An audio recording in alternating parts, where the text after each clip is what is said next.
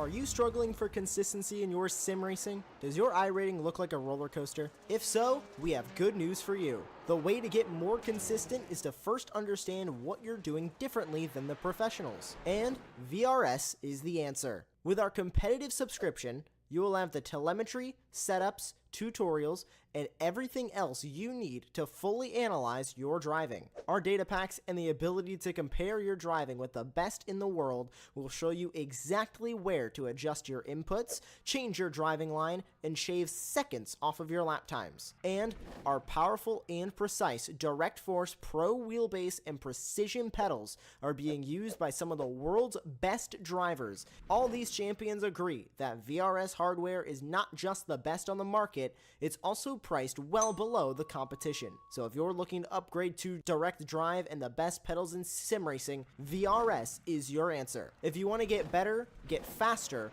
and make it happen sooner rather than later, you owe it to yourself to find out why so many people are switching to VRS. You'll be so glad that you did. Visit www.virtualracingschool.com and learn why the best use VRS.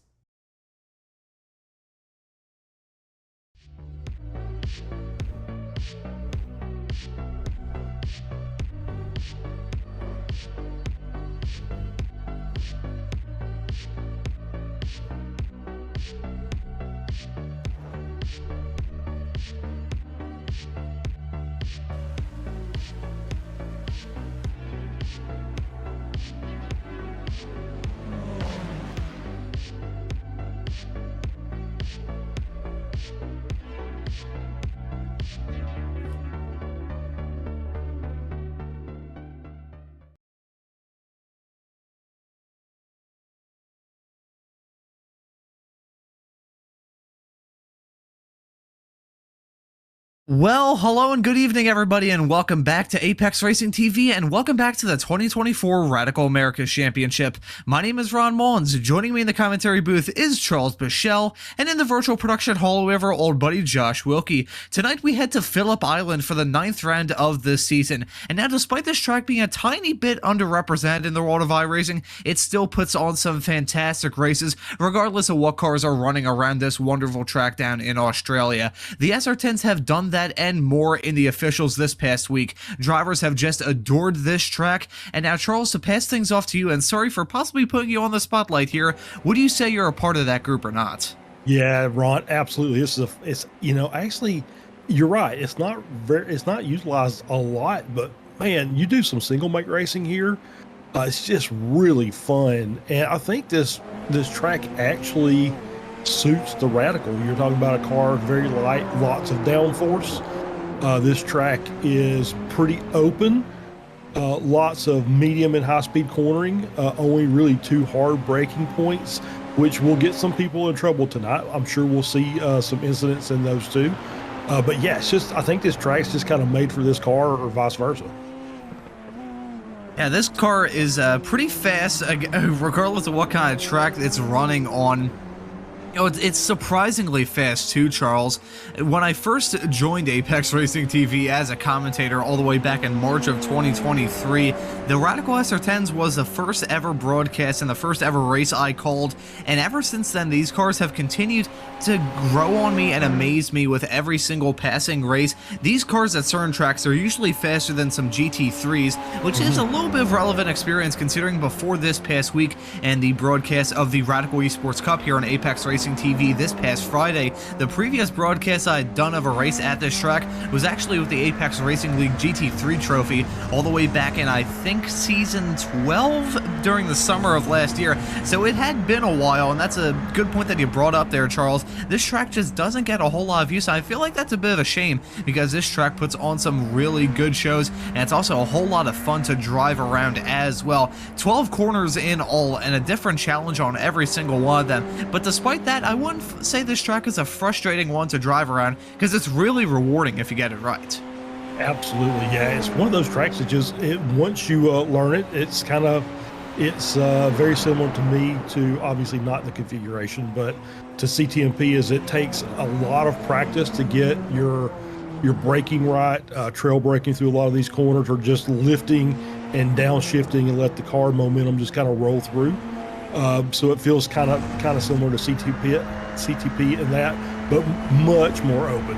It's almost like a Laguna Seca layout. What lot of open track, lots of lanes you can take, and it's just once you get used to it, though, it's fantastic to drive. That's a very good comparison that you bring up there, Charles, and I have to say I'm with you. This track, even in terms of the way that it looks on a track map, is somewhat similar to Canadian Tire Motorsports Park. That track, outside of, I believe it's turn number 5, the hairpin at that circuit, there's not a whole lot of slow spots around Canadian Tire Motorsports Park. Very old school in its design, still old school in terms of the runoff that it has. Of course, in iRacing, the skin is very old compared to what it is in real life. Canadian Tire Motorsports Park has had a lot of changes ever since then, but just in terms of the way the tracks drive, I have to say I'm absolutely with you there, Charles. They are very similar, lots of fast sections and very few slow sections either. Really, the hairpin of turn number 4 and the other hairpin of turn number 10 are just about the only slow spots on this entire lap, but despite that, this track can really encourage some good overtaking opportunities as well. Yeah, I mean, I was watching practice earlier, and some of our front runners in the championships were basically side by side running through several of the corners and just jockeying for position and see what they could get away with. And it was just fantastic, fantastic racing during the practice. So I'm looking forward to seeing more of that today during the race. Speaking of the championships, considering this is round number 9 of a 12-race calendar that started all the way back on February the 18th of this year, season has been spread out quite a lot. It's been about a month since the last broadcast of the series here on Apex Racing TV, that being all the way back on July the 14th at WeatherTech Raceway, Laguna Seca. That was a very hard-fought afternoon for, actually, no, it'd be an evening for a lot of these drivers, except for, I believe we did have a driver racing from Australia over the past few rounds, so I guess that would be a very hard-fought early morning for them. Wouldn't be an afternoon for most of these drivers, just getting the nomenclature down on the times. But I think as this qualifying session is starting up, of course, single-car qualifying here in these radical SR10 races here on Apex Racing TV, both the Americas and European Championships as well as the officials. And as we see Diego Zuccarelli go off the track heading through turn number 2, we'll touch back on the challenge around this circuit a little bit later on this broadcast. I think we'll take a look at the point standings if we could have those loaded up,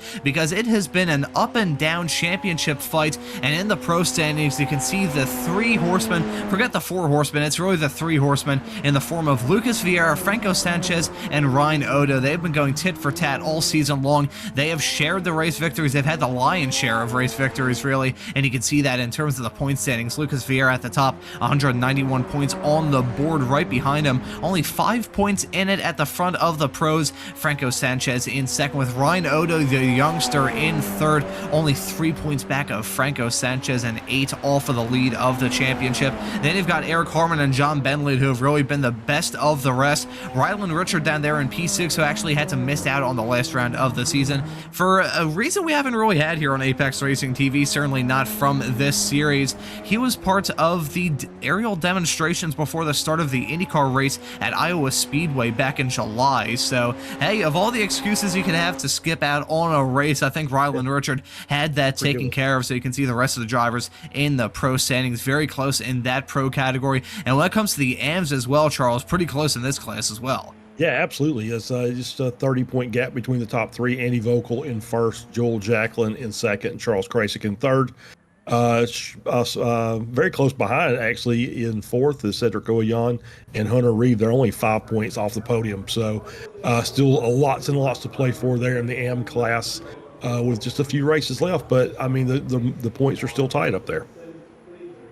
And a big drama when it comes to those points is something we haven't really mentioned so far, Charles, and that is a missing driver. Franco Sanchez is not in attendance for tonight, the Peruvian skipping out on this race. Of course, he still will have 3 more races to go after this broadcast, and these races wrap this evening, but that's still going to be a big wrench thrown in the works. With that, that's going to relegate him down the running order a teeny tiny bit. He'll probably end up losing only 1 spot to Ryan Odo, who is in attendance, along with this man, the championship leader, Lucas Vieira, the Brazilian in the 171 car. But Franco Sanchez skipping out on this race. I'm not really sure, because usually, I mean, I do a little bit of investigative journalism, and by investigative journalism, I mean, I really just look at the Radical Racing Discord server to see any sort of messages that these drivers try and send to each other, but I didn't see anything saying that Franco Sanchez will be missing this round. That is a very big storyline, and I guess it would really be damage control from him, even though he's not even in attendance for tonight. He's probably hoping that Lucas Vieira and Ryan Odo come to blows heading through the first few corners, because him skipping out on this race, that is going to be big in a race with in a season with only 12 races. Yeah, absolutely. Yeah, all those points matter. So it's without any drop rounds, you've got to at least try and secure some points in each race. You never know why somebody doesn't attend. Could be anything. But yeah, it's going to make the last few races that much more important to try and get wins. And here we are in the meat and potatoes of this race meeting, the qualifying session, the first important session, of course, the 50-minute practice that the drivers just wrapped up a few minutes ago. Now we're into the qualifying session that really matters in these races. Of course, we have 2 races to worry about for these Radical Americas broadcasts, a 15-minute long sprint race followed by a 45-minute feature where the results from the sprint set the grid for the feature. So this one qualifying session this evening really makes the world of difference, and we're seeing these drivers put on some cookers of lap times. Currently, Lucas Vieira on the provisional pole, 4.5 minutes into this session. Ryan Odo right behind him, P2, currently about 0.8 of a second, separating the two of them. And look at the hometown hero, David Unger, the Australian, setting a 1 minute 24.0. He shoots himself up to P3 as Ryan Odo goes to the top now at a 123.448. Currently, look at that, it's less than a half a tenth between Odo and Vieira for the pole in this race. Odo, a very fast driver, and he's not an old driver either. He's a young kid, probably younger than myself, but he has been calm, cool, and collected all throughout this season, and he's looking to hit the ground running in the final few races of this season. He's really been the only one to contend with Lucas Vieira. Got hit with some falling anvils earlier on in the season, which is really the only reason why he's down in P3 in the championship standings, but as it stands currently, he's going to try and grab the pole and take the fight to Lucas Vieira in the final few rounds of this season. Meanwhile, in the AM categories, Andy Vogel in this number 34 car that's currently on the provisional pole in that class, currently P4 overall in this qualifying session with 13 cars so far taking times at the moment. But the qualifying session now halfway done.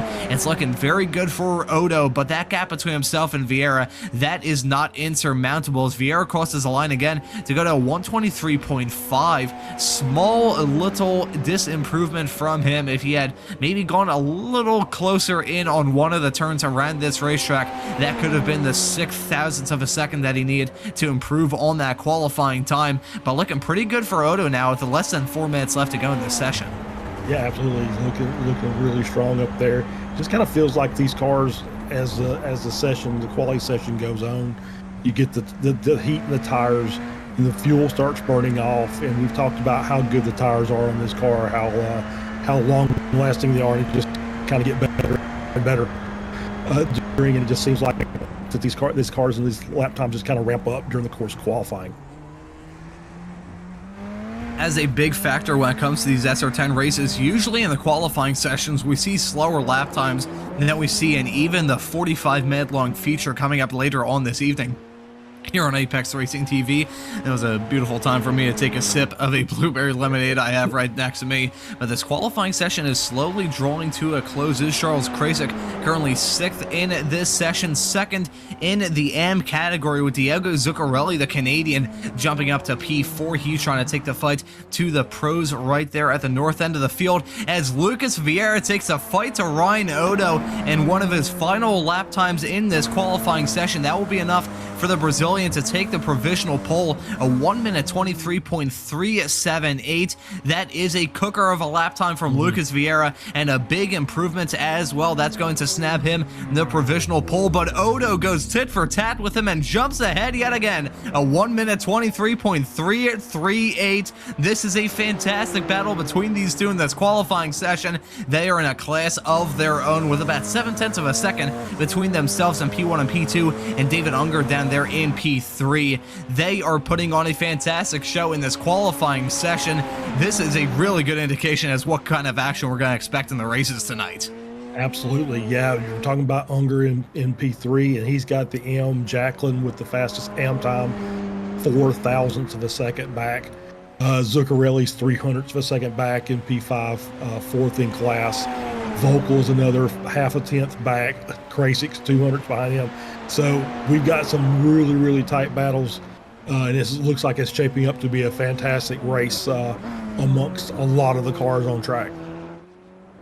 These drivers, of course, have 4 laps at their disposal in this qualifying session, but a lot of them have already exerted that. Vieira, he's in the pits. He's done in this qualifying session. You can see Joel Jacqueline, 4th, looking to take the provisional pole in the AM category. He's coming down pit lane as well, and that is something we're definitely going to bring up later on in this broadcast, Charles. The dangerous and sketchy pit entry here at Phillip Island. We saw a driver get called out by that earlier on this afternoon in the form of an incident during the Radical European Championship broadcast, also broadcasted here on Apex Racing TV merely a few hours ago. We'll definitely touch on that once it comes time for that 45-minute feature race. Of course, in the sprint we have coming up, won't have to worry about pit stops. It's just going to be a 15-minute blast from start to finish. These drivers are going to be beating the brakes off these Radical SR10s to try and get as much pace as they can.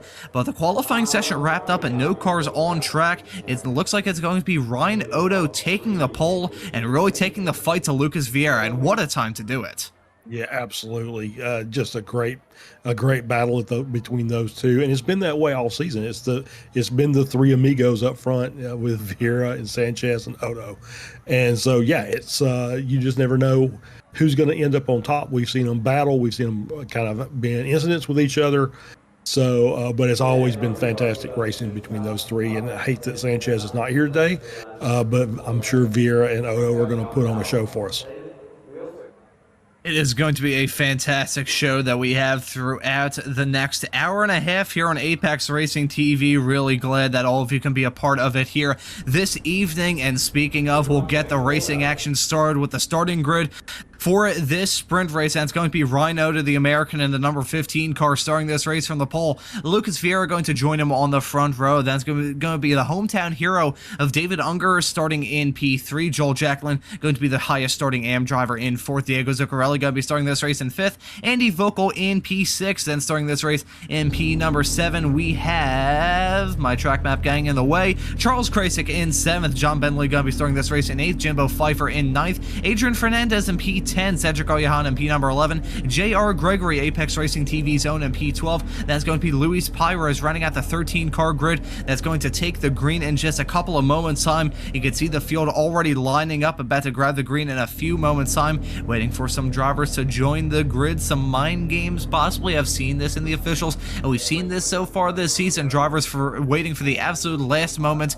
to try and join the race, to psych out their competitors, but it's going to be a matter of time before they grab the green and careen their way down into turn number 1 and 2, which we saw drivers get caught out by in the official broadcast this past Friday here on Apex Racing TV, and we may see a driver get caught out by that throughout the 13 car grid that's going to be heading into turn number 1 in just a couple of moments time. And here we go, excited to get the racing action kicked off here from the Radical Americas Championship at Phillip Island. The green flag is out, the lights are on, the drivers are on their way. It's an even keel start between both of our front row sitters, Vieira and Odo. They're going to be side by side trying to duke it out, heading into turn number 1 with some drivers shuffling around a little bit farther in the back, but Odo with that inside line, he is going to clear Vieira heading through turn number 1. As much as these drivers are very fast, they don't want to wreck their equipment early on. They're going to be playing the patient game, but some drivers farther towards the back are definitely not playing the patient game, going side by side, heading through turns number 1 and 2 can work out well.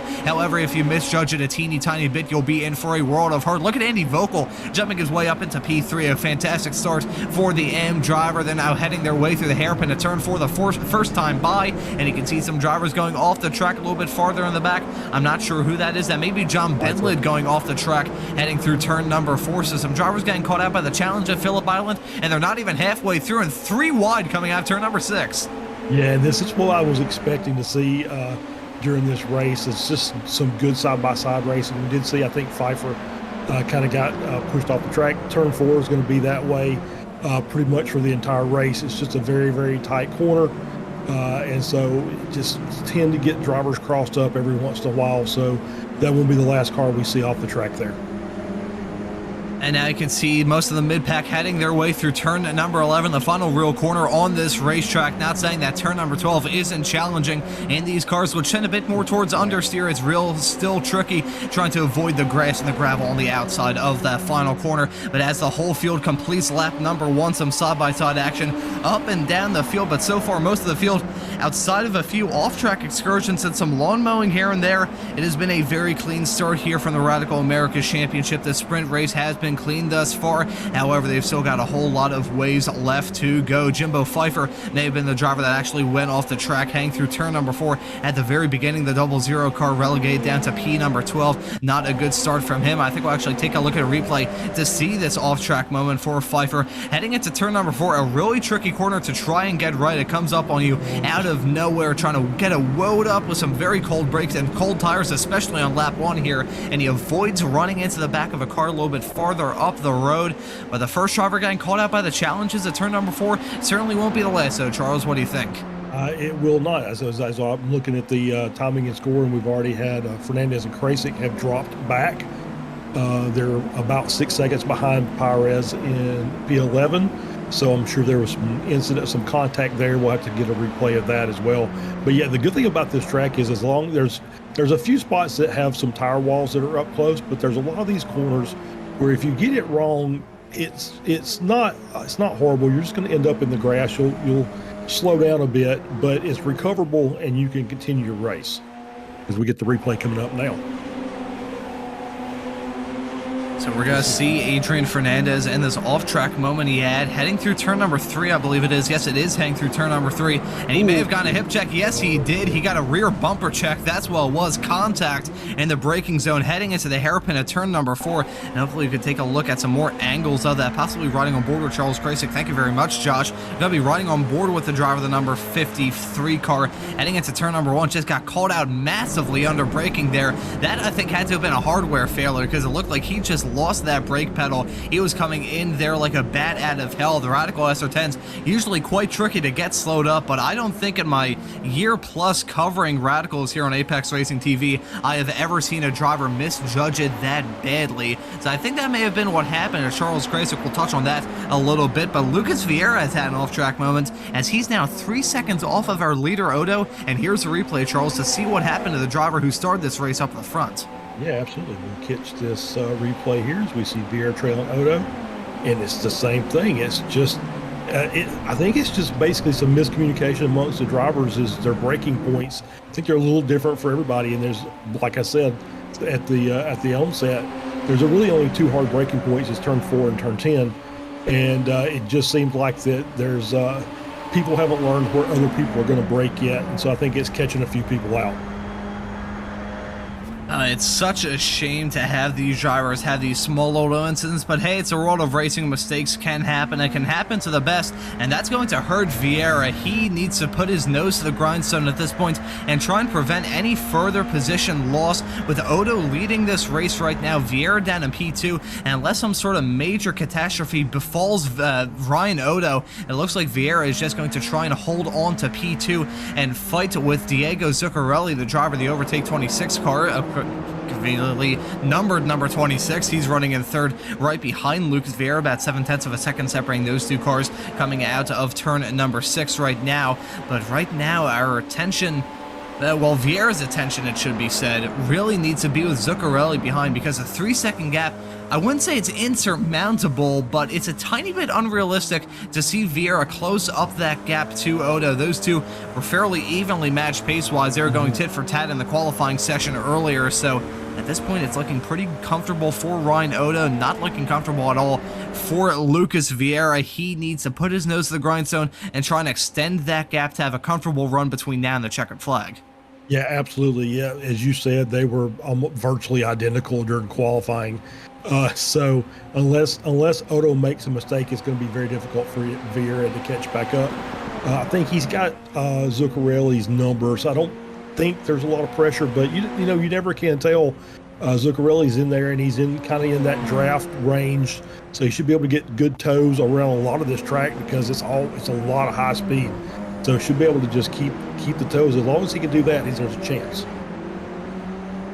I think we're taking a look at a replay of another. Ooh, yeah. Whoa! Just trying to maximize his speed through that winding medium speed corner, and just kind of lost the rear, but managed to catch it off the track into the gravel, slowed him down, so he's able to pick back up and continue on. It was very well held, the fact he didn't keep that car from spinning entirely around. Nice save from Charles Krasik. Not a nice race for him, though. He is pretty much hopelessly out of contention. 27 seconds off the leader, Odo, and about 6 seconds off the back of Fernandez in P12. Luis Pires putting on a pretty good show right now, running in P11. He's been a driver that's just been trying to get acclimatized to these Radical SR10s. He's been scrappy, and one thing that we can say about Pires, is a spin for Jacqueline heading through turn number 10. May have been some possible contact with himself and a competitor. Hopefully you can find a replay to see exactly what went wrong with Joel Jacqueline. May have just lost it coming through the corner. Yeah, you can see running pretty much all by his lonesome. I think he may have just gone on the throttle a bit too early. These SR10s are really tough trying to get on power, and actually it wasn't even on power. It was just on the compression coming through turn number 10. Maybe carried a bit too much speed through there, and just unfortunately for Joel Jacqueline, a spin is going to drop him entirely outside of the top 10 now, and now Pires inheriting that position. So getting back to the point I was going to mention in reference to Pires, he may not be the fastest driver in this series, but he's kept it clean, and considering the drama we've seen in the races all throughout this season, just being at the checkered flag with a clean race car can usually do you a lot of good. And even though Pires may lose out on this top 10 spot in the not too distant future to Adrian Fernandez right behind, we still gotta give credit where credit's due to Pires. In fact, he's kept it clean as running in a top 10 spot. Absolutely, there's no replacement for experience, and just getting laps in a competitive league like this really just helps. As you see them side by side coming through that sweeper, just hang on to it. There you go, Luis. Good job. So just getting that experience like that, just racing side by side, running through some sweeping corners. Still working on getting the brakes perfected there. See some little lockups here and there, but he's out running laps, and that's the important thing. And I was going to mention, as we were looking at Krasik earlier with that little spin, we'd have to remember that he's probably got a little front end damage from that incident with Fernandez, so that's probably not helping his car very much at all.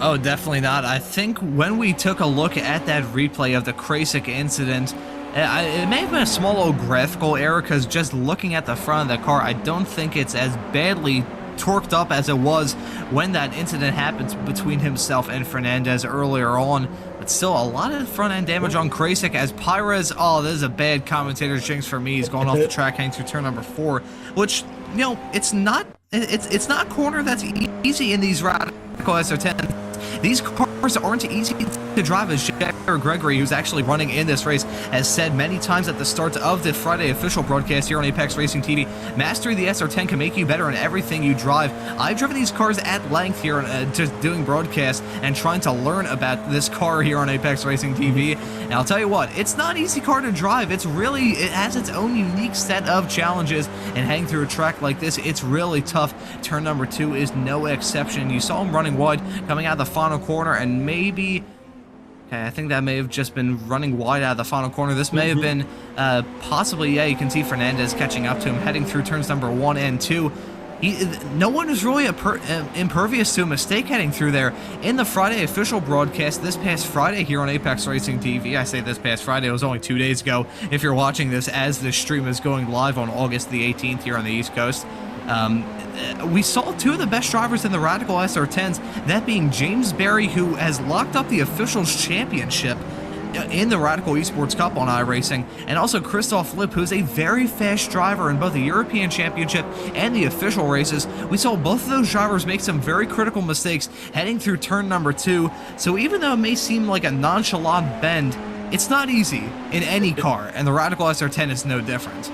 Yeah, absolutely. It's we talk about it being it's a 180-degree corner, and it's not a slow hairpin. It's it's significantly faster than that. So I would say it's probably a medium speed corner, and it's very much like you have to manage the throttle going through there and keep it going as hard as you can, because that maximizes your downforce. But it just takes a little bobble, over a bump or a little compression area, and the next thing you know, your rear end is now in the front. So yeah, these cars are not the easiest, but I think that I kind of agree with JR.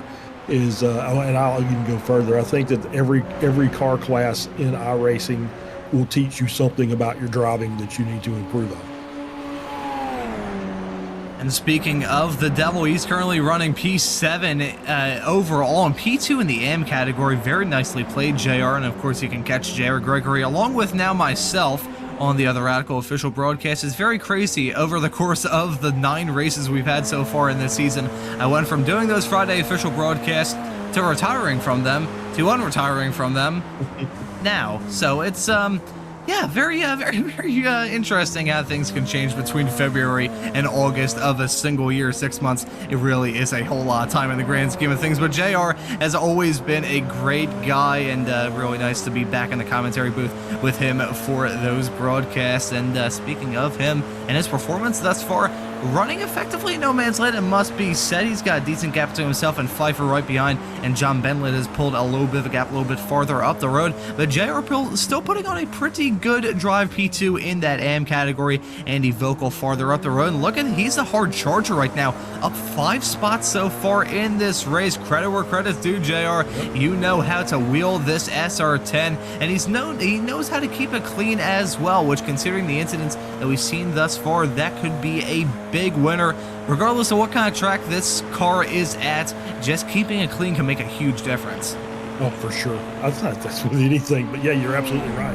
And he's done a great job. He's just kind of avoided all the mess that's been out there, and has just run steady pace. He's not off the pace by any stretch of the imagination. He's right where he should be. So as we're getting a replay here, and it looks like I'm glitching a little bit there, so I can't really commentate on it. We do see a car up front. It was like it was missed the corner completely. Yeah, that was actually JR's perspective on earlier on in the race where the Krasik and Fernandez incident happened. So he gained 2 spots through that. However, I believe most of the other spots he has gained are with some on-track passes. He may be eyeing up another one here, as Andy Vocals had a moment in the past few moments, and you can see JR coming out of the final corner, and this may be a pass that he got done on Joel Jacklin earlier on. Ooh, going for the outside line hang into turn number 1. This is some bold stuff from JR in the 218 car, and he sweeps around the outside and gets the move done. Very well played, Mr. JR Gregory, making up another spot, and he may be making up another one in the not too distant future. We're coming to the white flag this time by Ryan Odo, leading it by 4.2 seconds at the north end of the field. John Benlid now involved in battle with himself and David Unger. They're going to be side by side heading into turn number 1, and Unger sweeping around the outside, going to get the move done. Well played from the Australian to slip his way up into 4th. Nice stuff between the two of them to keep it clean as well. But Andy Vocal must have had some sort of incident, because he was running 4th and well ahead of JR Gregory. However, he's had a moment in the past few moments, and now that gap has gone down to about 1.1 seconds. I'm not sure we'll see a pass between those two, but Vocal making a big mistake, which is going to cost him some spots as well.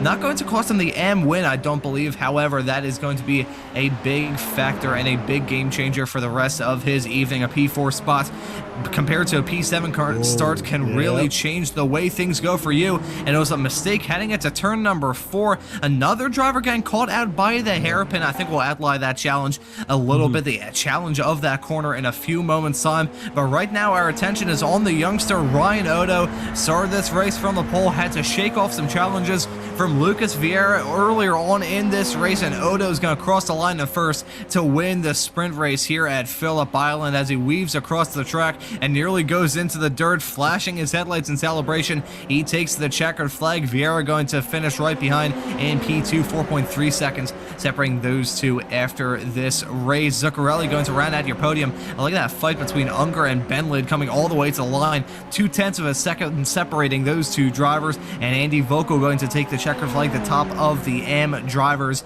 Jared Gregory in 7th, Pfeiffer in 8th, and you can see the rest of the drivers crossing the line right now. But Odo putting on a very good show, and I think even if Vieira didn't have that off-track moment that cost him about 3 seconds, I still feel like it was Odo's to lose. He was putting on a clinic pace-wise throughout this race, and definitely had the advantage over Lucas Vieira.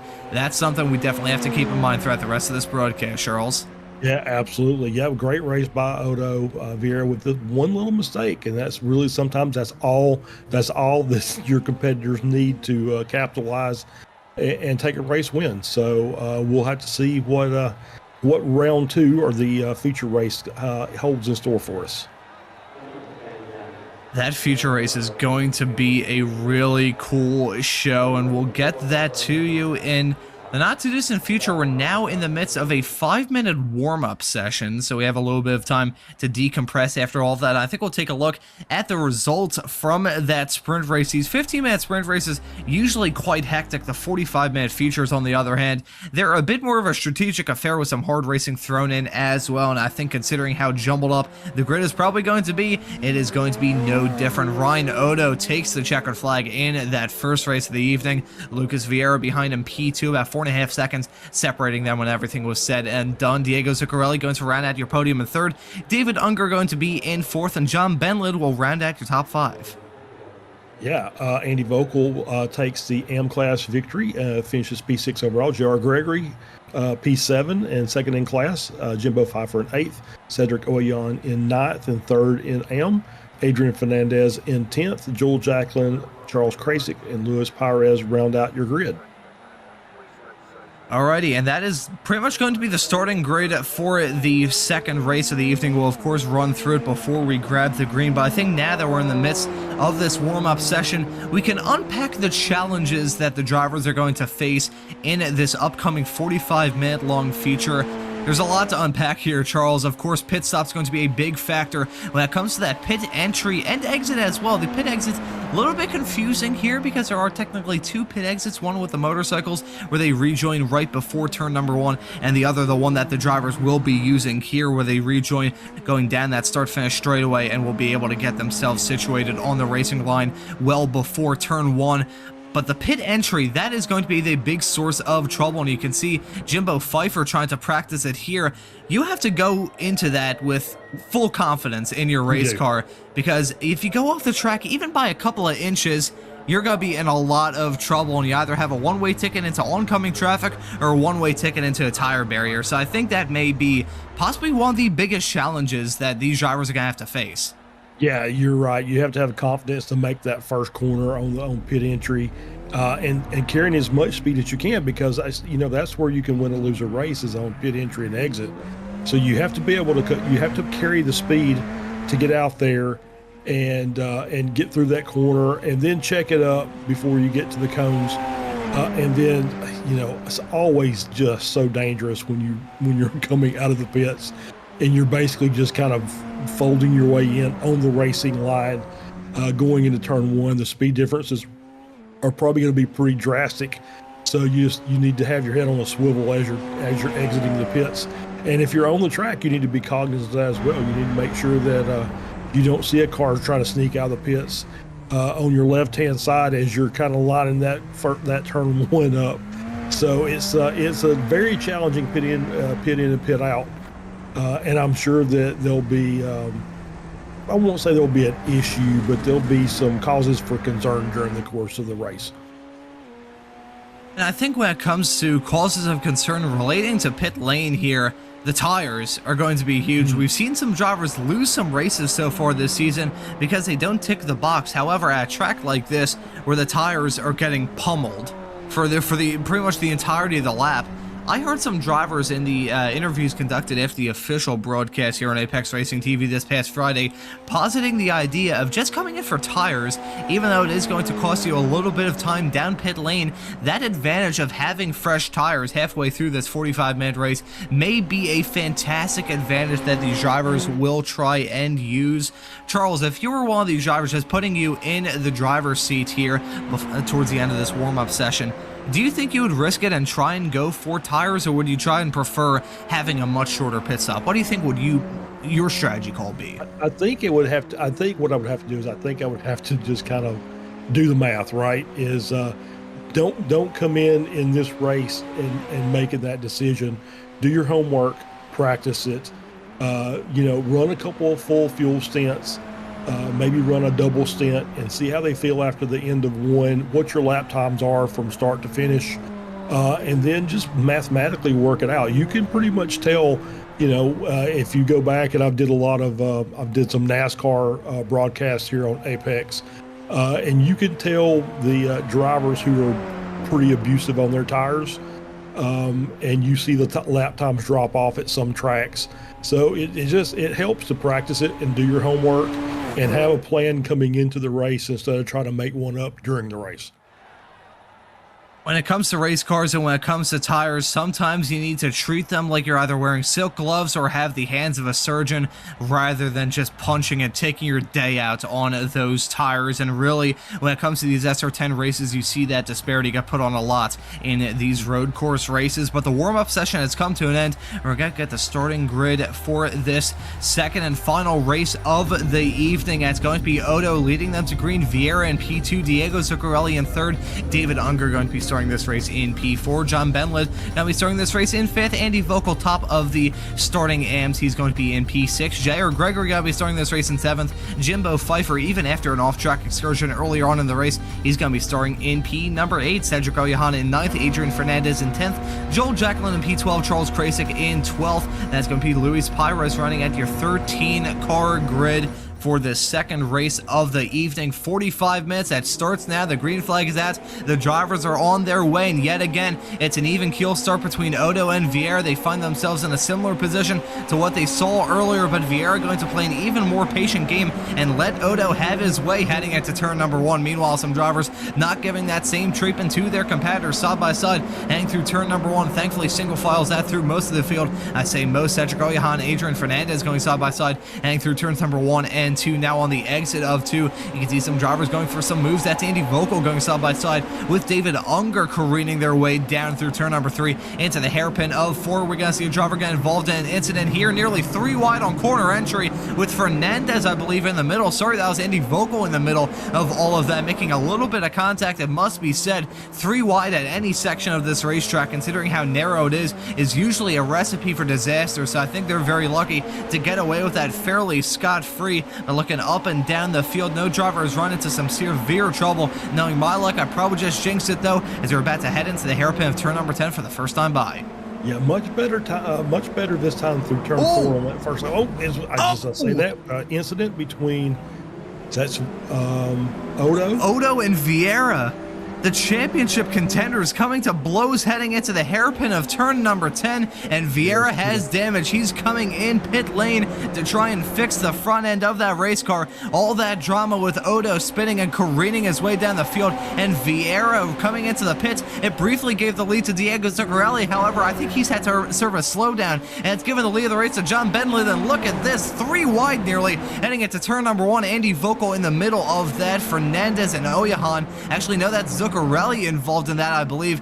Zuccarelli had to have had a slowdown because he just dropped down like a rock coming out of the final corner. Sorry, this is actually the battle for the lead. I apologize. Benlid, Pfeiffer, Vogel, and Gregory in tow as well, feeling some pressure from David Unger. The championship contenders coming to blows, heading into turn number 10, and you can see some side-by-side action here with Unger and Gregory. This is the battle right towards the tail end of the top 5, and considering the drama we just saw with P1 and P2 in the championship and P1 and P2 in this race coming to blows, heading through the hairpin at turn number 10, it would not shock me at all if this Gregory and Unger fight for P4 and P5 soon turns into the battle for the lead and eventual win. Vieira has come down pit lane. Odo still running in 10th and only 3 seconds off of the leader of Benlid. You can see this pack of Radical SR10 race cars heading into the hairpin at turn number 10 for only the second time in this race, and I think we'll have to load up a replay to see that drama involving Vieira and Odo heading into turn number 10 the first time by. It's a good overtaking opportunity,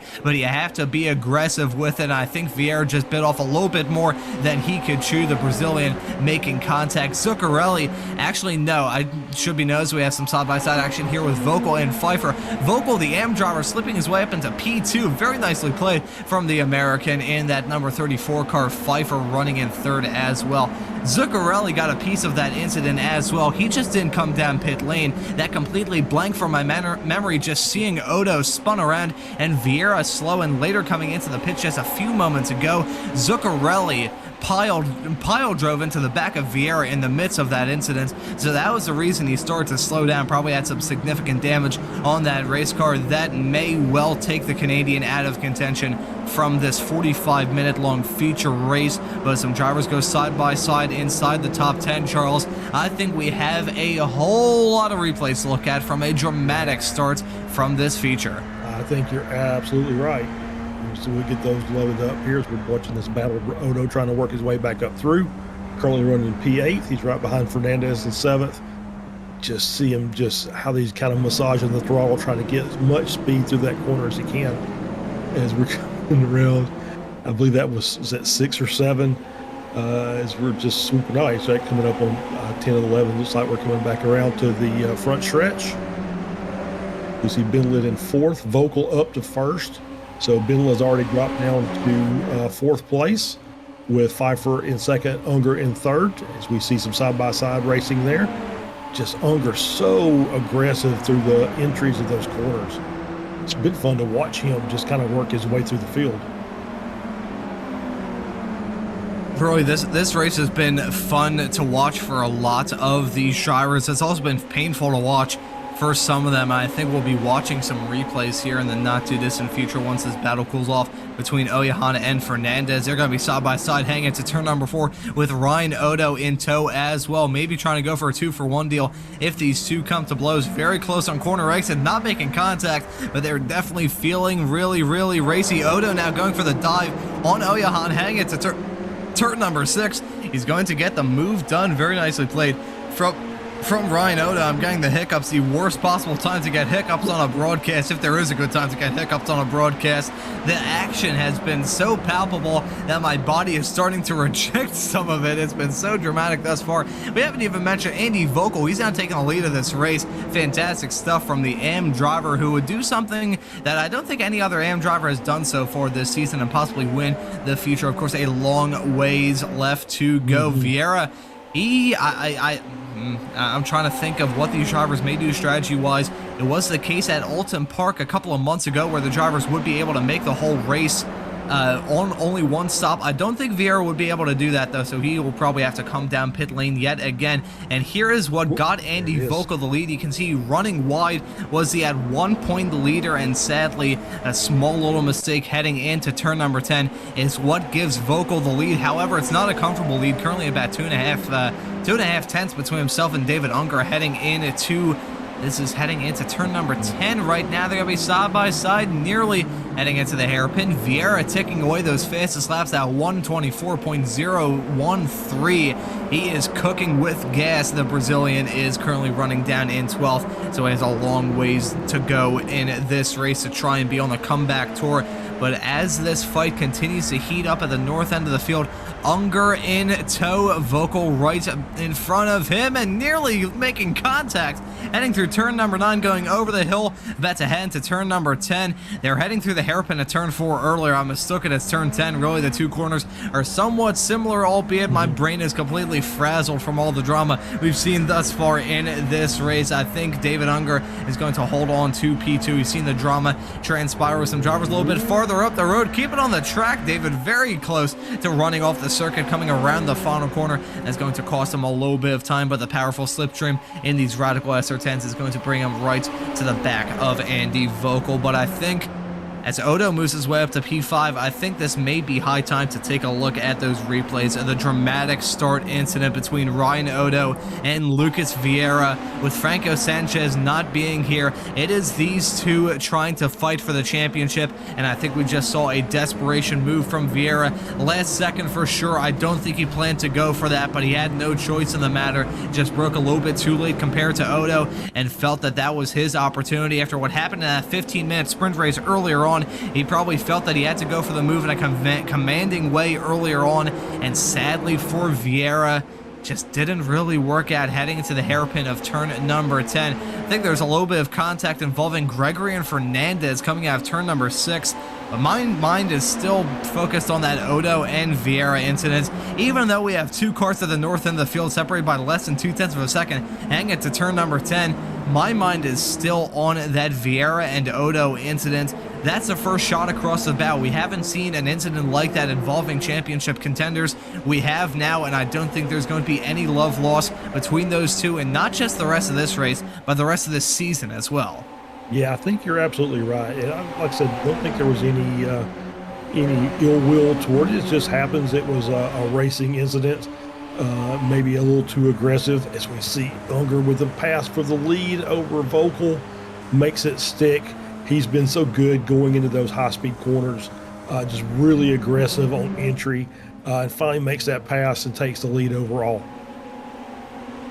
And there we go from Unger trying to disrupt the dreams of Andy Vocal. Andy Vocal very fast, don't get me wrong, and he's trying to prove that with a move to retake the lead of the race, hang it to turn number 4. Not close enough, and look at Odo getting a move done on Jimbo Pfeiffer, heading into the hairpin of 4. He gets it done to move up into P4. So Odo on the comeback tour. There's probably a little bit of damage on that race car. However, he hasn't come down pit lane. I think he... In terms of the drivers involved in that incident, despite the fact he got spun out of the lead, I feel like Odo may have come out of that incident smelling the most like a rose and smelling the least like an absolute pile of cow dung, with a very strange choice of words here from me on this broadcast. Adrian Fernandez having a little bit of contact. Actually, no, it wasn't a little bit of contact. It was actually just some blinking from him, doing the smoke screen tactic, hang through turn number 6. But trying to use the analogy I tried to use a few moments ago.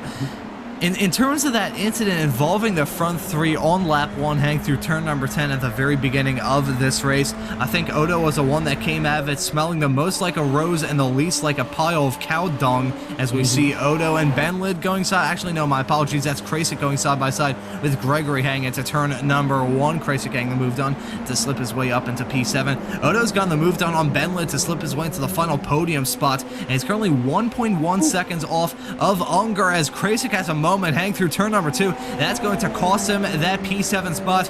Gregory going to slip in front to move his way back up into that 7th position. And look at Oyahan trying to sweep around the outside of the both of them, and it gets to the hairpin at turn 4, very close to going off the track and not going to get that move done successfully. Getting back to the point that I just mentioned a few moments ago with a very strange choice of words, Odo, he's not out of it compared to Vieira and Zuccarelli, who have had to come down pit lane and they'll have to pit again. Odo, he's not out of this at all, and if he does get this win, that would be huge in the championship. So in the end, Vieira may have screwed himself. Yeah, I think you may be right. Yeah, it's, he was, we go back to qualifying, Odo was 7/10 faster than P3. Vocal had a good run, but he was, I think, at P5 or P6 at the start of the sprint race. So Odo's got really good pace, obviously. Just kind of an understatement there. So yeah, he's kind of just looking ahead, saying, okay, I've got plenty of time. I've got 2 cars to get back up to the lead. I don't need to do anything drastic. I just take my time and work my line, and I'll just take the opportunities as they come.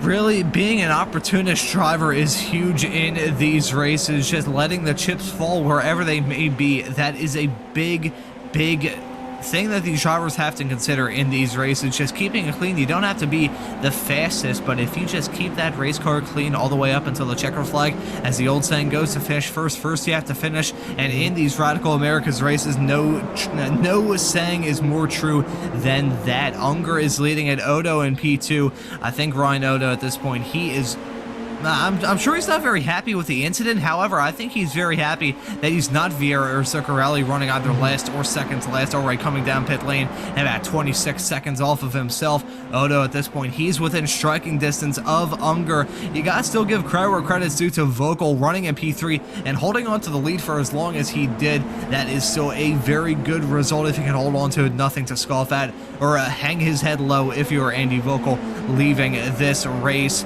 It feels like we're coming to the end. We haven't. We're not even close. We're 12 minutes, coming up to 13 minutes into this 45-minute race. We've had 45 minutes of action. We're going to get some more action here as Odo with a killer run coming onto that start-finish straightaway, heading into turn number 1, and Ryan Odo, the American, is going to retake the lead of the race after dropping all the way down to last not very long ago with a dramatic and controversial incident between himself, Lucas Vieira, and Diego Zuccarelli. Odo has now come back from the near brink of extinction, and he's now got his way back up into P1. At this point in time, though, he is probably focusing on pulling away because that Unger and Vocal fight is really going to start to heat up.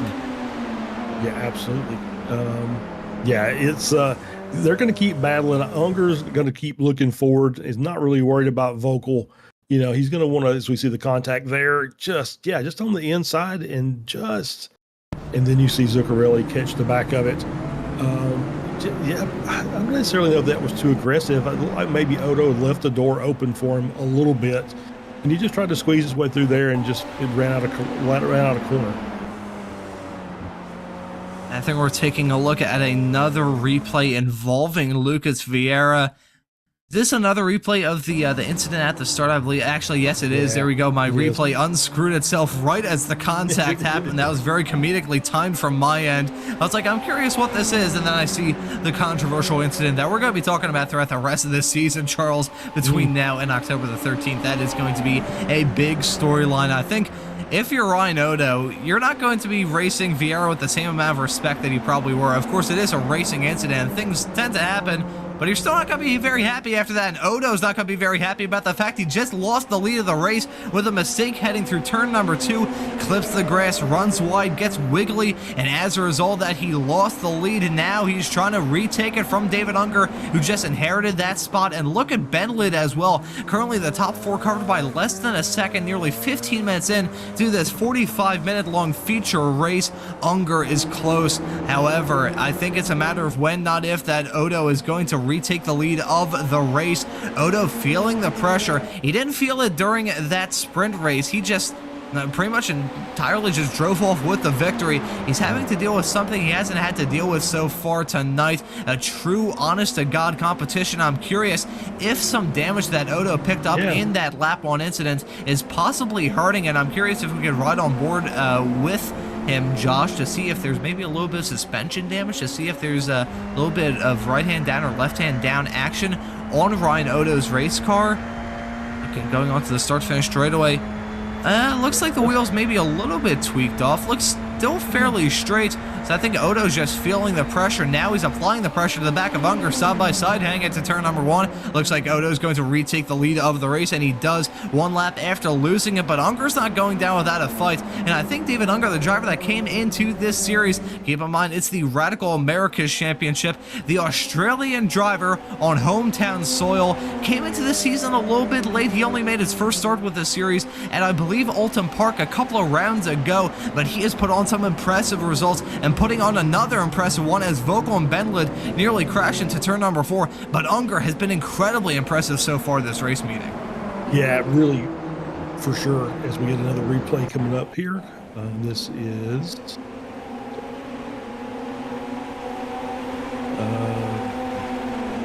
Ron. Are you seeing this? I'm sorry, I'm glitched out. I can't really see anything there.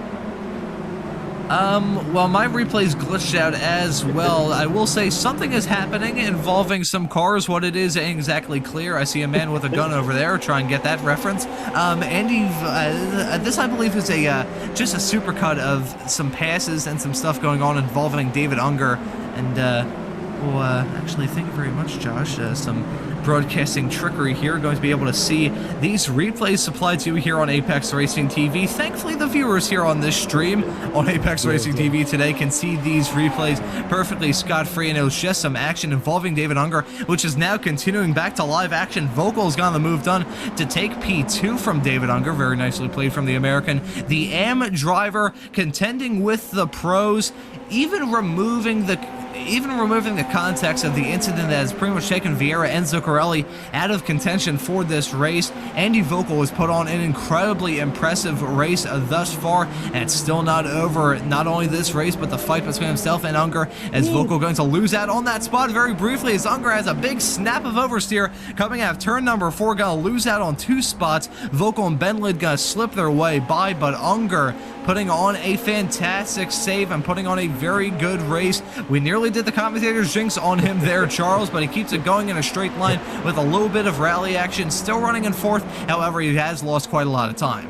Yeah, it really just lost, kind of lost the rear on throttle. Managed to catch it over in the grass, lost a couple positions, but Unger's been very aggressive in the braking zones, for the few brakings that we have, and very aggressive on entry in those high, as you see it, just you can just hear the car light up, the rears. But very aggressive on entry in those medium and high speed corners, just really strong with the car, really attacking the corners. And if he gets that line back up, it's not out of the realm of possibility. You never can tell what will happen during the pit stop. Somebody has a slow stop or something like that. He could be right back up challenging.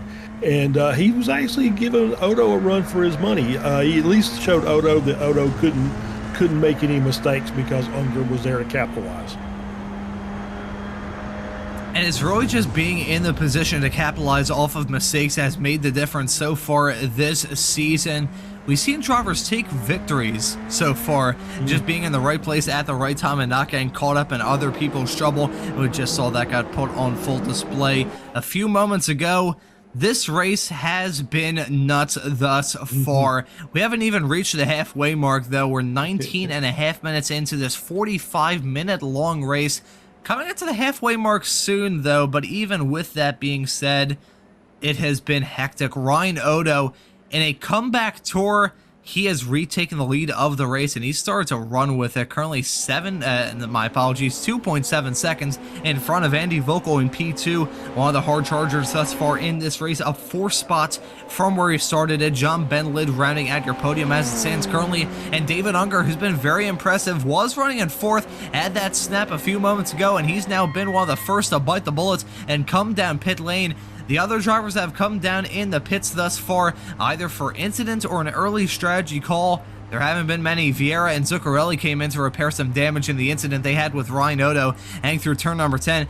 J.R. Gregory, our Apex Racing TV colleague, has really been the only driver to come down pit lane of his own fruition. Spent 40.8 seconds down pit lane. We're going to see David Unger drop down the running order, hopefully for his sakes that it's not a long stop. There he goes. He's out and away, about to hit that pit exit soon. And it's going to be a slightly lengthier time down pit lane than some of his competitors. 44.0 seconds, not ideal for David Unger. Actually, the second slowest so far in this race. Vieira the fastest at the 39.6 mark. Thankfully, these drivers do have a faster pair at their hands, but Unger having the second slowest pit stop thus far and the second longest time down pit lane. That may hurt him out. However, it should be noted that he has to take a bit more fuel to make it all the way to the end of this race. We'll have a 25-minute run between now and the checkered flag. Now it's a matter of what the front three are going to do. Is Odo going to try and respond to the call from David Unger? Are the likes of Fernandez, who was running behind David Unger at the time, are they going to try and respond to that call? Are we going to see Vogel or Benlid possibly follow in tow? There's so many questions about what kind of strategy options these drivers have at their hands. They have to pit at some point. It's not a matter of rules. You just have to pit to try and make it to the end of this race. Speaking of these drivers battling so hard, I don't think they want to make it to the end of the race. Benlid and Vogel nearly running each other off into the dirt coming out of turn number 1. But getting back to the point and talking about strategy calls, Joel Jacklin has come in now, Charles. Do you think this is setting a precedent with possibly some earlier pit stops than we usually see in this series here today at Phillip Island? Well, I'm just kind of wondering. There's a couple things that I've just wondered about with Unger coming in. I know JR came in early. He was in a battle with Fernandez and Pfeiffer. He was in a big group, so maybe he just came in and said, "You know what? I need some clean air. Let me run by myself for a bit, and you go guys, go fight." So, but for Unger, he came in early. He had a little issue with the rears, so maybe the extra fuel helps keep the car a little more balanced, a little more stable. And he didn't take tires, so he didn't feel like the tire wear was going to be significant enough that he needed to get the tires changed. So I wonder how that's going to work out for some of the other drivers as well. Strategy content is always a big factor in these races. That's going to play a big role yet again. Pfeiffer has come down pit lane as well, along with Cedric Oyahan. So I think this has started, it became a small trickle. Now it's becoming a flood. There you can see Cedric Oyahan, the 44 car, hitting that pit lane speed limit line. Pfeiffer already stopped in his box. Let's see how long the American in the 00 car has stopped compared to Cedric Oyahan. These two coming in twins. I believe it's the first group of drivers, if you can call a two-pack a group.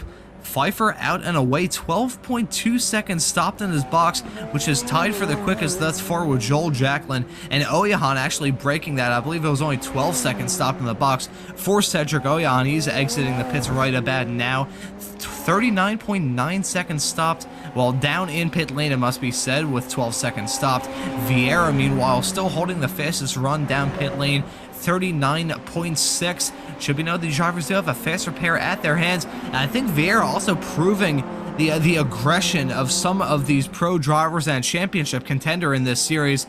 Despite the fact he had a longer pit stop than Cedric Oyahan, he actually spent 0.3 of a second less down pit lane. I think that's mainly just down to having the confidence to get a load up coming into the pits.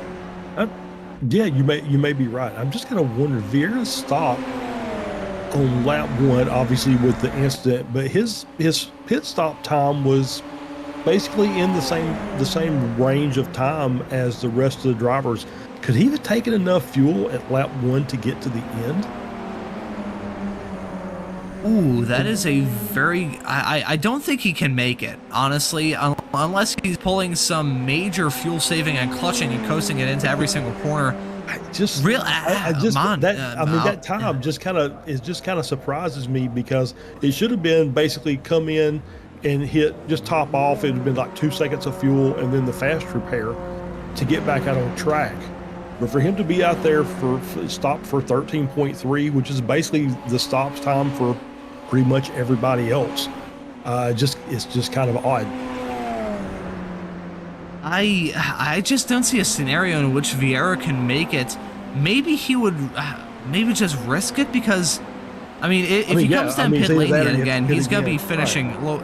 I think maybe just going for it for the sake of going for it, because Vieira, if he comes down pit lane yet again, he's gonna lose out on more time, and chances are he would fall outside the top 10 depending on how long he stays down pit lane and how much time he loses in the act of coming into the pits.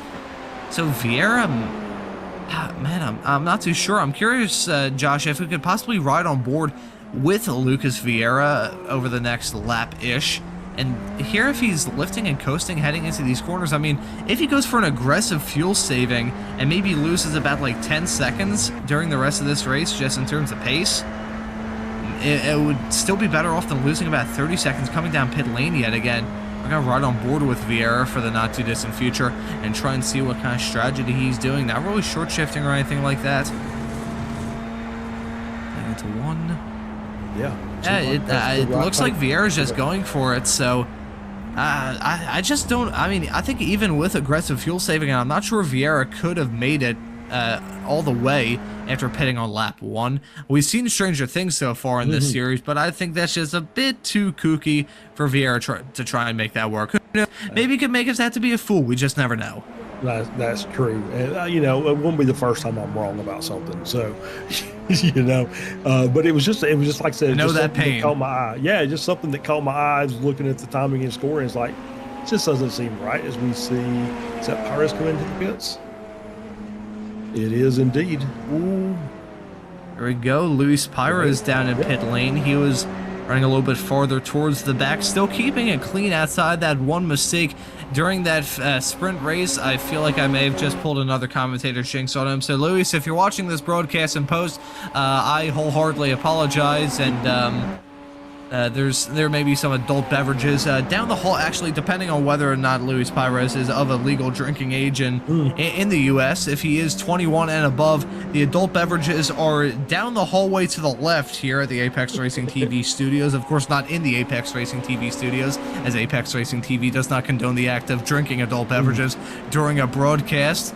I think I'm just going to completely abandon that bit and move on and talk about this action between David Unger making his way up the field. I think that was a smart call to abandon that bit. David Unger now going side by side with Pfeiffer. They're going to be side by side down this start-finish straightaway. Unger looking to move up another spot into P6, one of the drivers that came in earlier on in this race, and he gets a move done on the American heading into turn number 1. Unger, even if he leaves this race without a top 5 result, I would still say it's a very productive day from David Unger. That 54 car has been the center of attention all throughout tonight's broadcast, and considering he's running this series just for shots and goggles, as it seems like, that's still can't really knock him too much for that.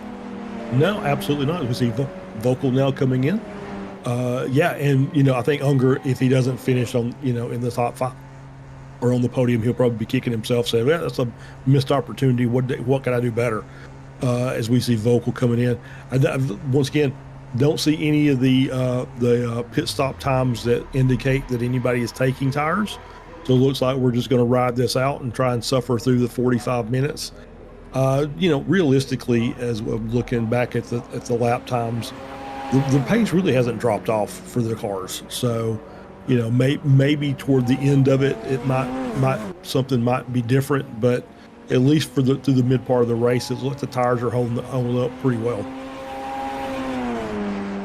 Yeah, it seems like the tires aren't being worn down to the canvas. I'm sure these drivers would be very happy if they could take some tires during their pit stops and not lose out on any time, but hey, it's the main difference in terms of like the mindset of a driver. A young driver, like a crew chief in real life, could be like, hey, we're going to do this outrageous thing and you're probably not going to like it, but it's going to be quicker. And a young race car driver will be like, okay, sure, I'll run on 1,000-year-old tires if it means I save a little bit of time down the pits. And Ryan Odo has come down pit lane from the lead of the race. Be very careful here coming down pit lane. He's going to be, that was actually a cautious entry down in the pits. Goosed it a little bit.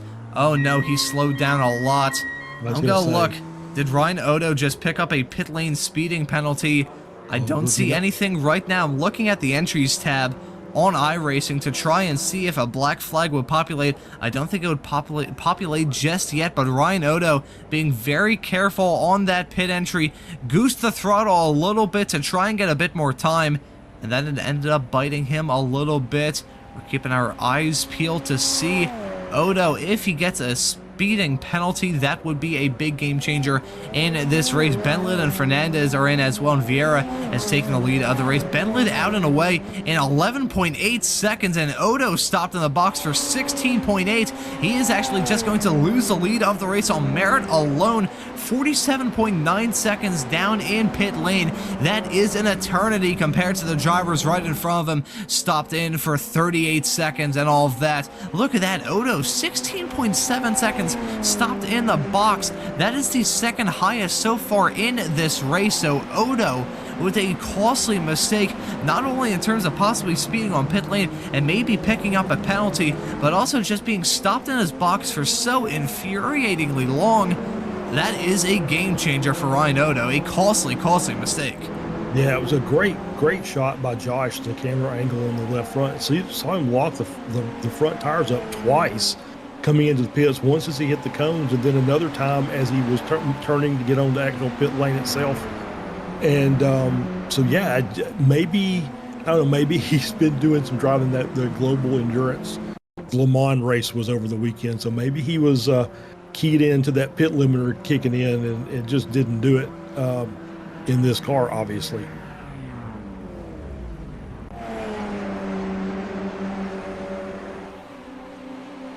So don't know, but it was kind of strange.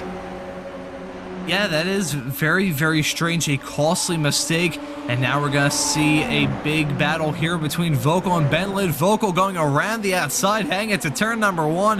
He gets the move done heading into 2. Well done from Andy Vocal to take what we believe would be the net lead of this race. Vieira may be leading it by 9 seconds at the moment, but coming in on lap 1 and not taking an exuberant amount of fuel, he definitely has to pit between now and the checkered flag coming up in 13 minutes time. We believe, at least, unless Vieira's pulled some sort of sneaky on us and pulled a smoky unit and have like 13 feet of fuel line in that Radical SR10, which, considering iRacing, I'm not sure if that's entirely possible to have something like that. You know, I've seen stranger things. I mean, Charles, of the weird stuff that we've seen on broadcasts that we've done together in the past, we've seen cars go into low Earth orbit before and flip on grass, just lawn clippings. So it wouldn't be the most shocking thing in the world, but I just don't think Vieira could make it between now and the end of this race. He's also losing a whole lot of time as they've lost about a second between himself and Vocal this lap alone. I'm curious now, Josh, can we ride on board again with Vieira to see if he's fuel saving? I think he may be, Charles. You think so? I'm just kind of just looking. His lap time was a little slower than the guys behind, but not overly so. I don't know. It still feels like he's right on pace, it feels like to me. And like he's really, I mean, he's not really working hard. He's not really pushing it to the limit, but I don't know that he's fuel saving. Yeah, it looks like he's still going full song, but I mean, it's just common judgment says that they have to pit again. Vieira has to pit between now and the checkered flag because making it all the way on fuel just doesn't really seem possible. So this battle that we're seeing right now, we believe is for the win in this race between Benlid, Odo, and Vocal. Currently it's for P2, P3, and P4. And if Odo is able to, if Vieira, my apologies, is able to make it all the way to the checkered flag, it would shock me more than anything else I think has ever shocked me here on Apex Racing TV. And considering the aforementioned cars flipping on clippings of a lawn and drivers getting sent into the 7th circle of hell, it wouldn't be the strangest thing that I've seen, but it would still shock me for sure if Vieira can make it all the way to the end of this race. So we believe this is a fight for the win. We're not entirely sure about that, though. We're going to assume it is, entering the final 10 minutes of this race. And if it were the case, Benlid would be holding on to the win and trying to fight with Odo. Fantastic recovery from Odo. He has had setback after setback after setback in this race. Had that incident on lap 1, then had a very long pit stop, and now he's trying to take the lead yet again. This is a pass for P2, but we believe it's for the net win in this race, and Odo gets it done in commanding fashion, heading into turn number 1, and that gap is actually increasing between Odo and Vieira right now extending over 9 seconds. So Vieira, he is not fuel saving. He is still pushing that car to the absolute limit. The real question is, though, unless he is just hoping that this car will run on hopes, dreams, and prayers, can he actually make it? And this is a very strange question that we really have to ask. It wasn't one that I thought we were going to be asking, but we're still having to do it. Yep, absolutely. I mean, we've seen, races, Ron, we've called where cars just miraculously can run 40-45 minutes without having to take a pit stop. One of the Apex race car drivers who also does some broadcasting, Jamie Fluke, has made it a thing to run his VRS 40-minute race with no fuel stops at Long Beach, and just it's a rite of passage for him. He's got to do it at least once, and so yeah, it's it's one of those things that I guess like I said, we'll figure out in about 10 minutes. But I've really enjoyed this battle, notwithstanding the battle with Vieira and Odo that just never materialized.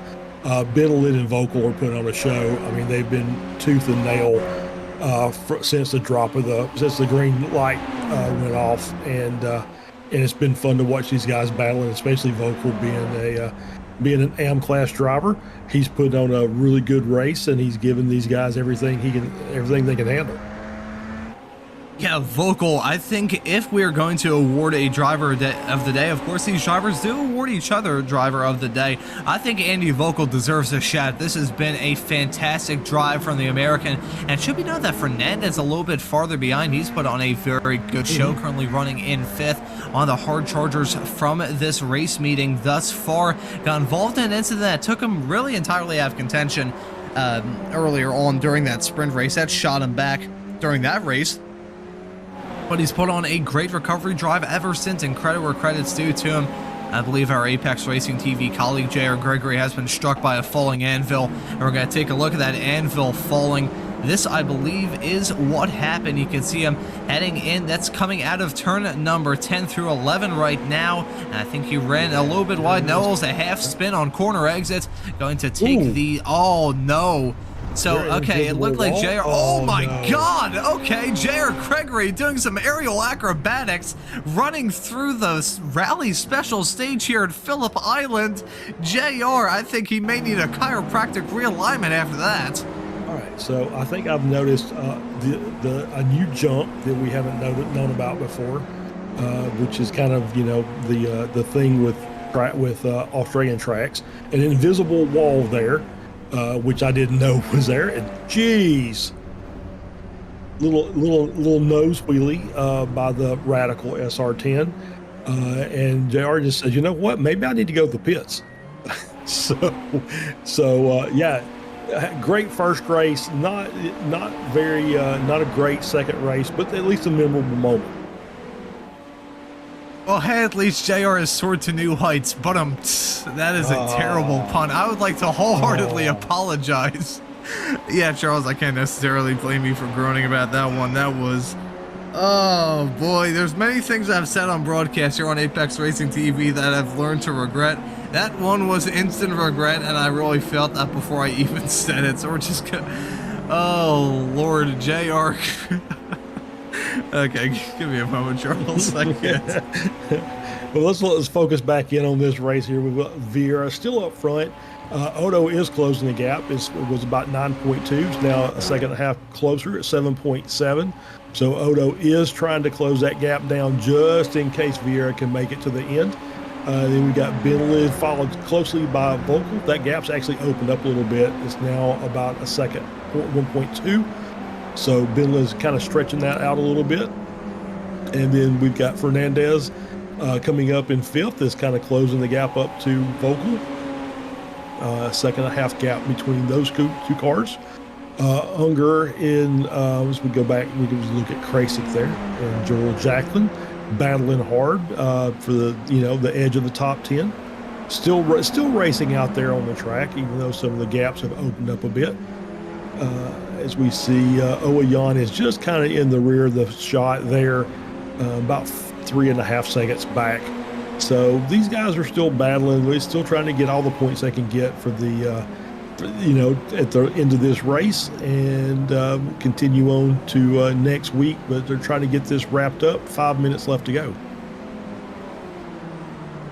Okay, I think I've finally got myself back in order. That was, anyways, Joel Jacklin, I think, has had a moment. He's lost 2 spots now, dropping behind Charles Krasik and Cedric Oyan. So we're going to try and possibly figure out. Yeah, and JR as well, so maybe, okay, he's still out there running on the race course. However, I see a puff of smoke farther in the back of shot, and also we don't see his rear wing, so that may be a cue as to what may have possibly happened. Some strange aerodynamic regulations being tested out here late season from the Radical Americas Championship in 2024, and I think he may have had a little bit of a help. Here is a replay heading into turn number 6, got sideways, tried to get the move done, and contact between himself and the number 53 car, heading through turn number 6, and he backs it into the wall. That was Charles Krasik that he was racing with there, and I think we're going to take a look at another angle to get a better bit of context to see what happened there. What do you make of this, Charles?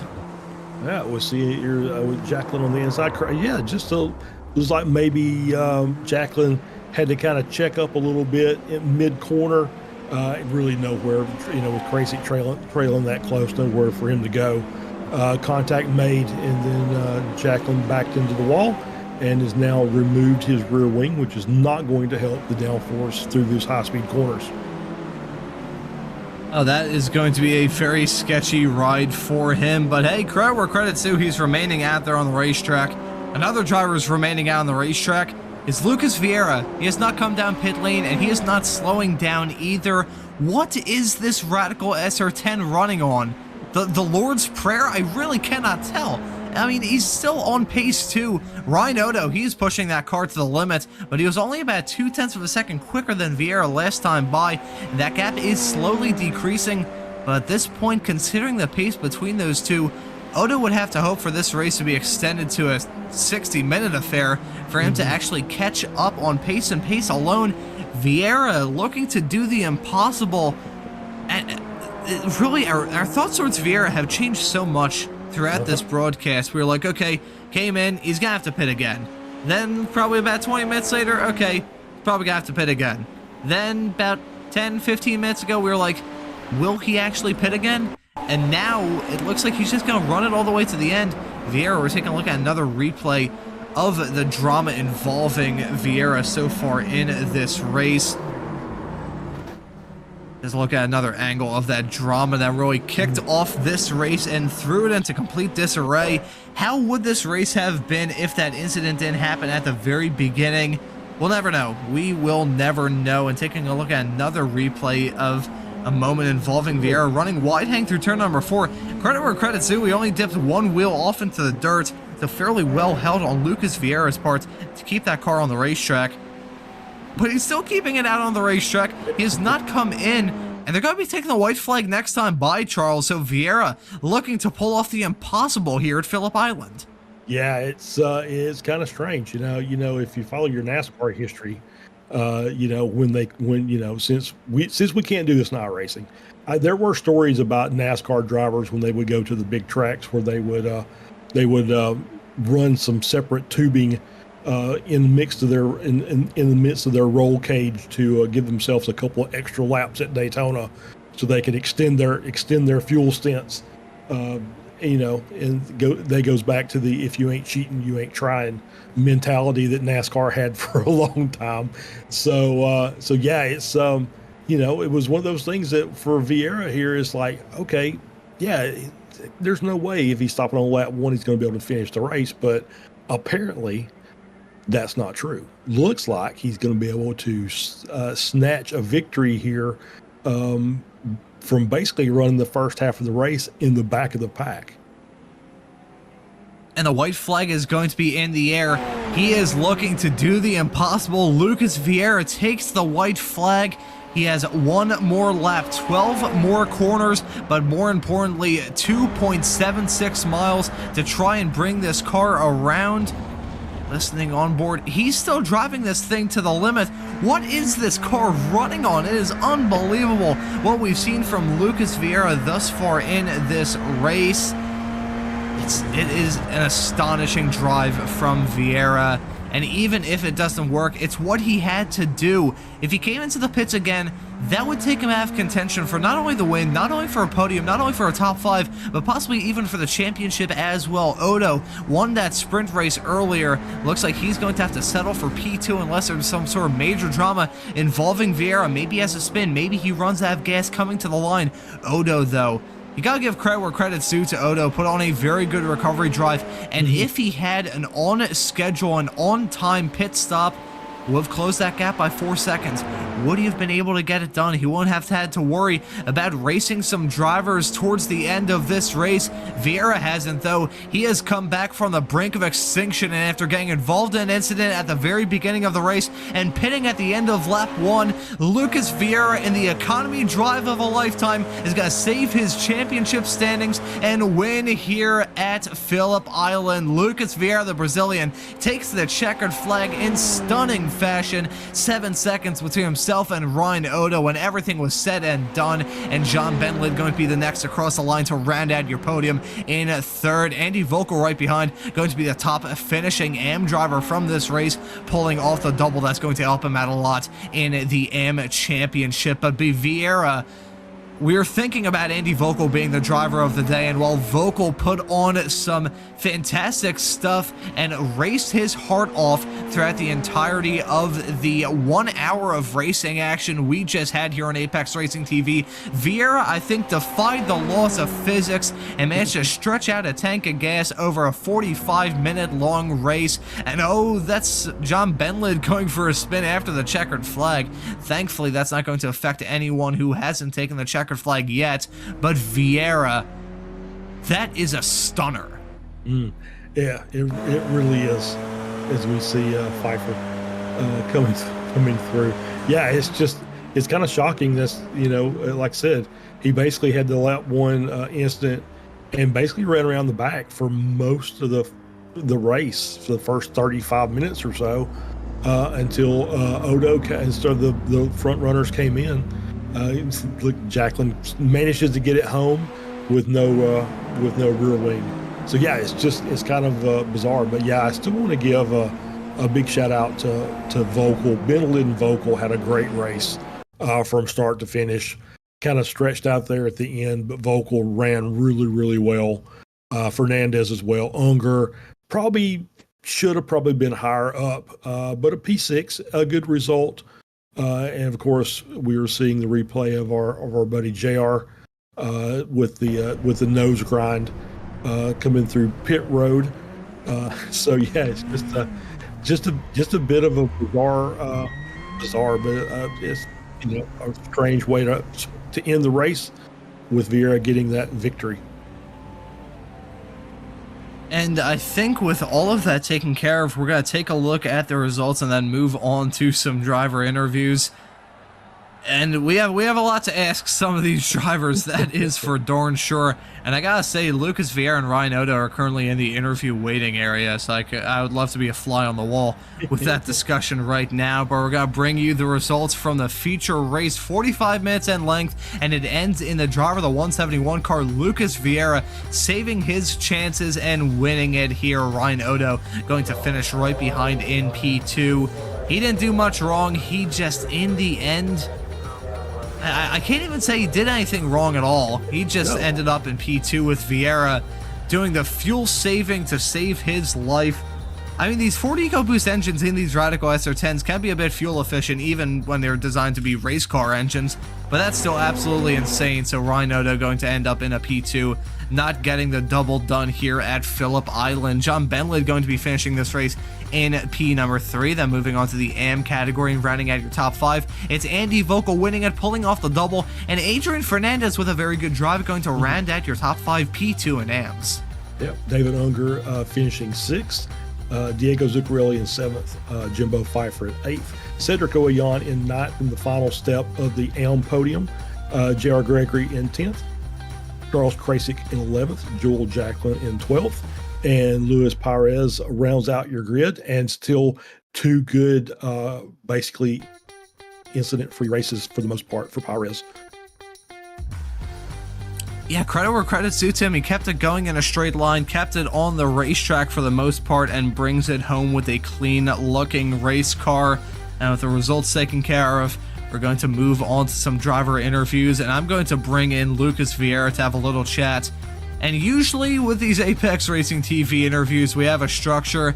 Usually we ask these drivers the first question, how their race was, but I have a completely different question. It's really the only question that I think all of us have for Lucas Vieira. We'll drag him in to the commentary booth now.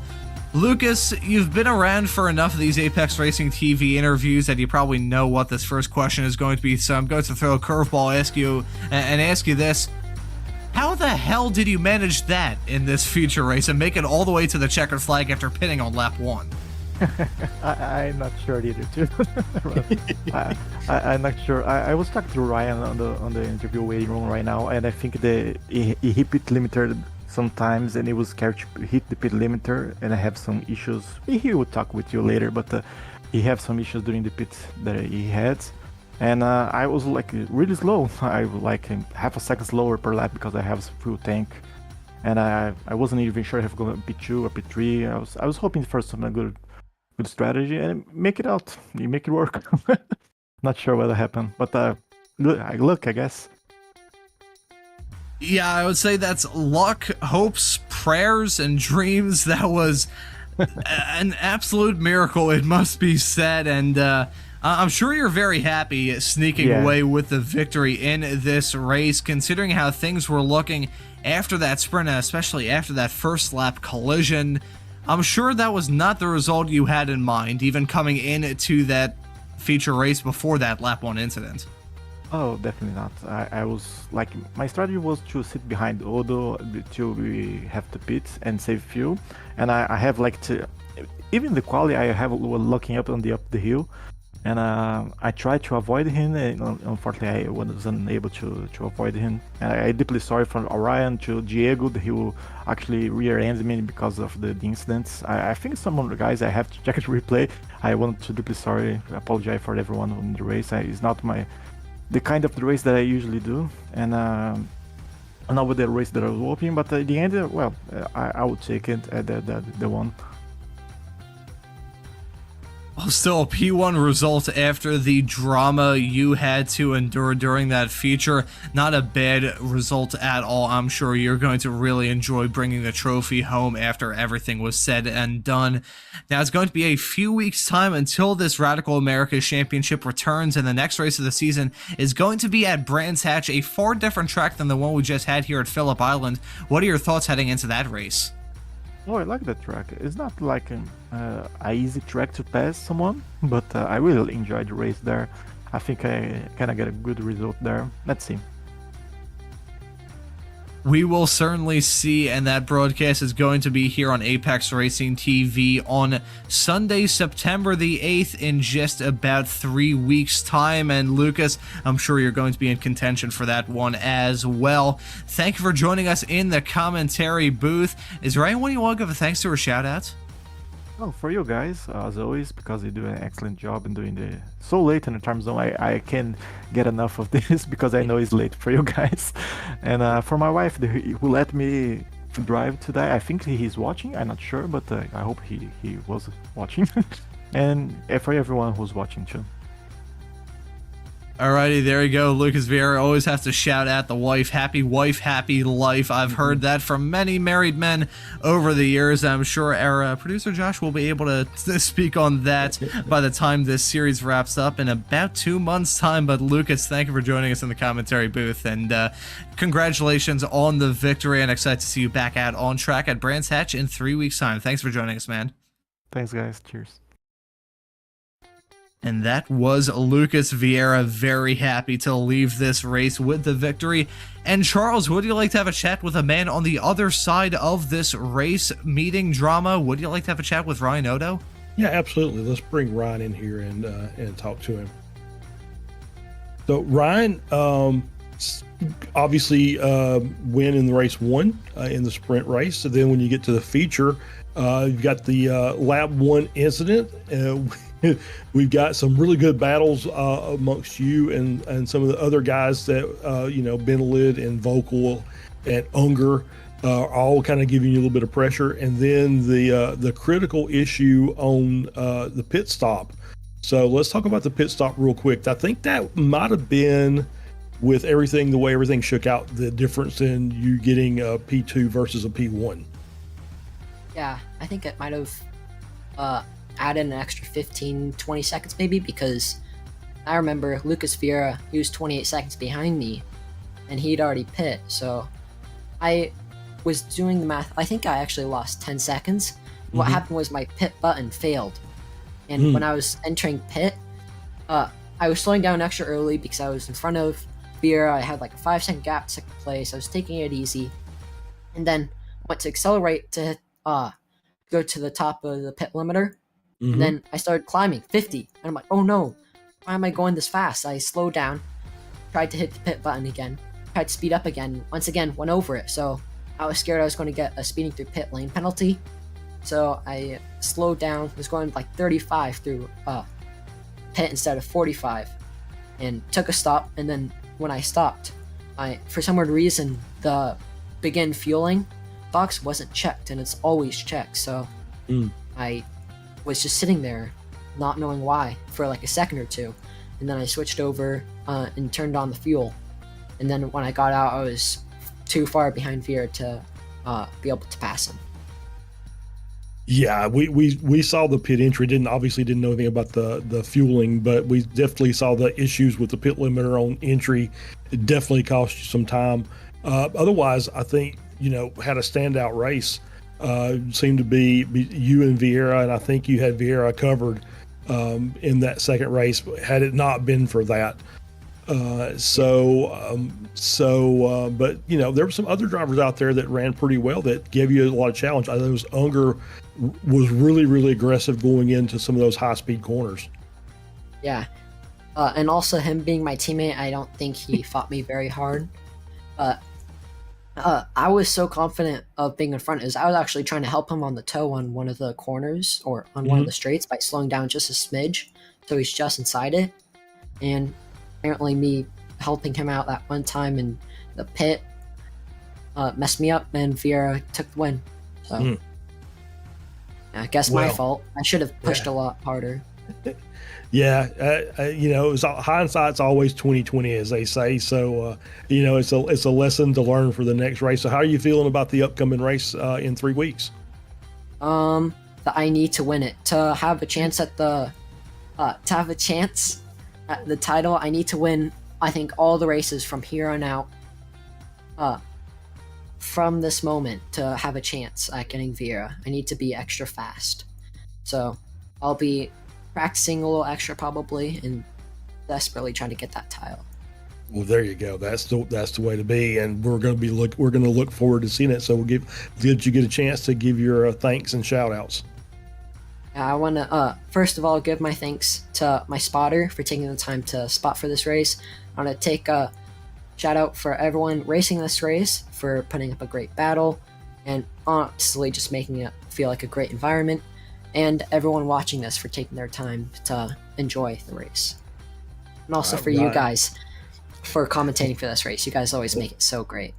All right. Well, thank you, Ryan. And Ryan Odo, congratulations on your P2. We'll see you at the next race. Thank you.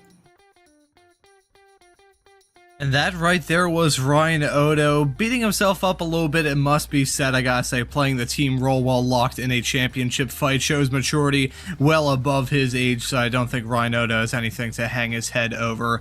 After this race meeting here at Phillip Island, which we are expecting to be dramatic, Charles, but I don't think we are expecting two championship contenders coming together, a driver making it to the end on hopes and prayers alone. And really, all the other storylines that came out of this race, there are so many that I feel like we barely unpacked any of them. But man, Charles, that was the drama we usually expect here from the Radical Americas Championship, possibly cranked up to 12. What do you think? I think you're absolutely right. I think it's, obviously the track has done its job. It's put on a good race for us with these drivers. Saw lots of great side-by-side battles, some drama with pit stops. Some special effects by a couple of drivers, and it's just what we expect on a normal Sunday night broadcast.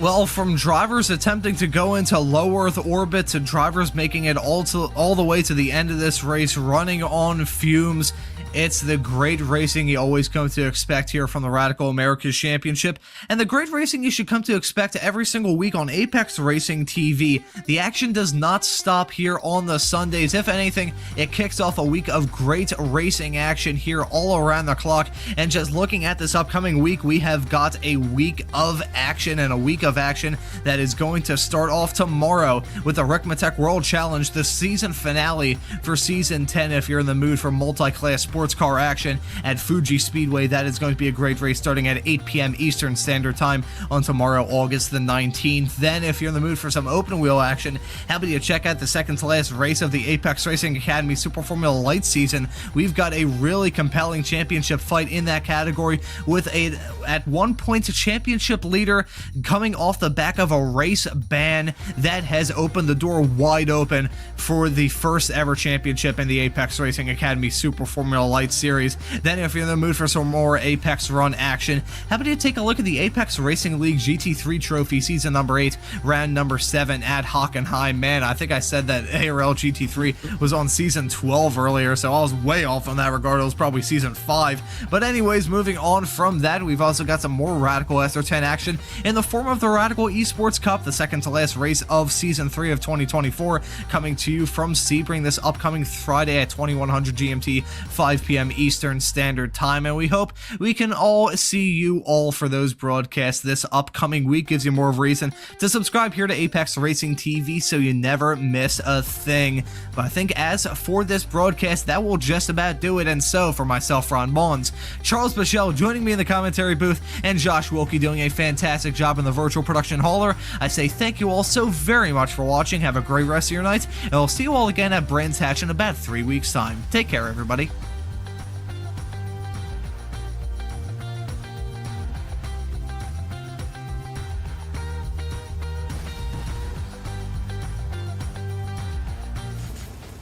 Are you struggling for consistency in your sim racing? Does your iRating look like a roller coaster? If so, we have good news for you. The way to get more consistent is to first understand what you're doing differently than the professionals. And VRS is the answer. With our competitive subscription, you will have the telemetry, setups, tutorials, and everything else you need to fully analyze your driving. Our data packs and the ability to compare your driving with the best in the world will show you exactly where to adjust your inputs, change your driving line, and shave seconds off of your lap times. And our powerful and precise Direct Force Pro wheelbase and precision pedals are being used by some of the world's best drivers. All these champions agree that VRS hardware is not just the best on the market, it's also priced well below the competition. So if you're looking to upgrade to direct drive and the best pedals in sim racing, VRS is your answer. If you want to get better, get faster,